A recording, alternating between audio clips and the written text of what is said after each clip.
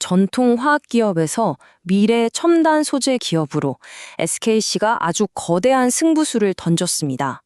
과연 이 유리기판이라는 카드가 SKC를 시장의 게임 체인저로 만들어줄 수 있을까요?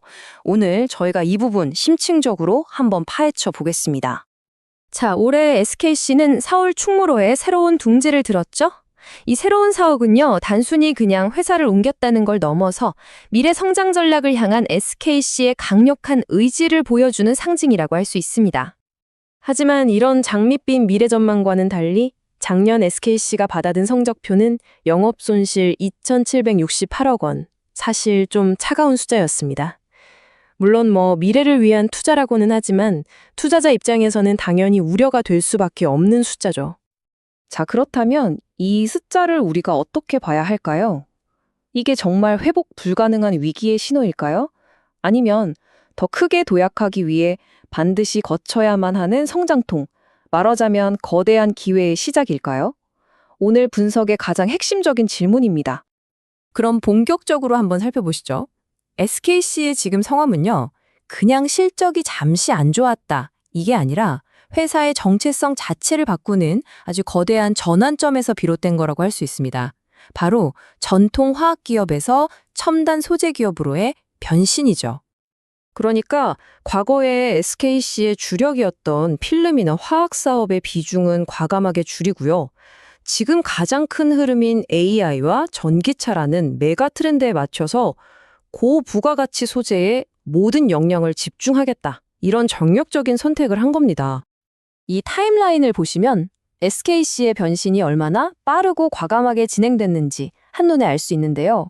2020년에 전기차 배터리의 핵심 소재인 동박기업 SK넥실리스를 인수한 걸 시작으로 수익성이 좀 떨어진 기존 사업들은 과감히 정리하고요. 또 반도체 테스트 솔루션 기업인 ISC를 인수하는 등 지난 몇 년 동안 포트포리오를 완전히 새롭게 짠 겁니다. 이렇게 사업을 재편하면서 SKC는 미래 성장을 이끌 세 가지 핵심 축을 만들었는데요. 바로 이체전지 소재, 반도체 소재, 그리고 친환경 소재, 이 세 가지입니다. 첫 번째 기둥은 2차 전지 소재, 그중에서도 핵심은 바로 이 동박입니다.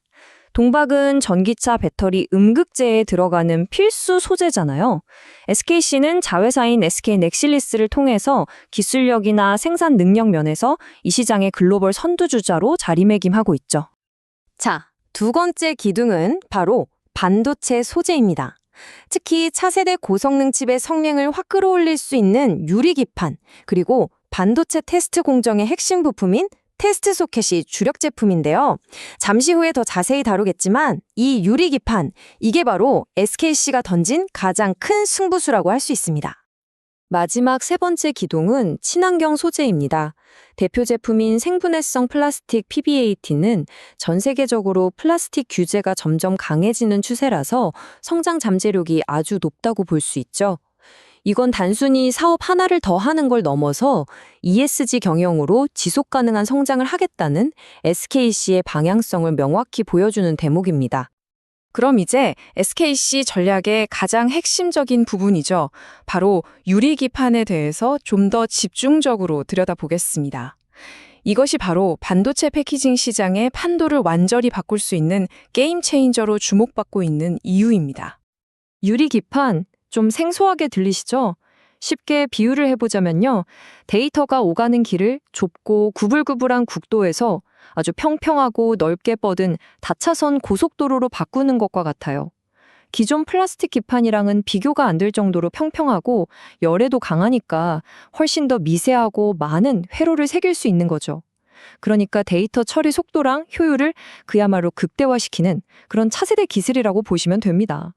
이 미래 기술을 먼저 차지하기 위해서 SKC는 미국 조지아주에 대규모 생산 시설을 짓고 시장에 본격적으로 뛰어들었습니다. 정말 회사의 미래를 걸었다, 이렇게 말할 수 있을 정도로 과감한 베팅인 셈이죠.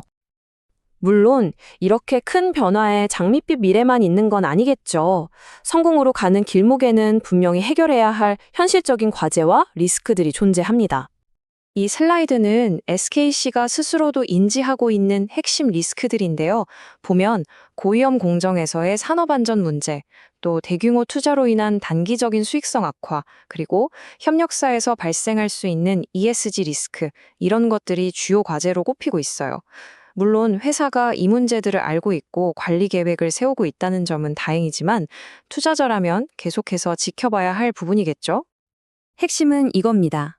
막대한 투자 때문에 생기는 재무적인 부담을 이겨내야 하고 또 유리기판 같은 신사업을 시장에 성공적으로 안착시켜야 하는 이 두 가지 어려운 숙제를 안고 있는 셈입니다.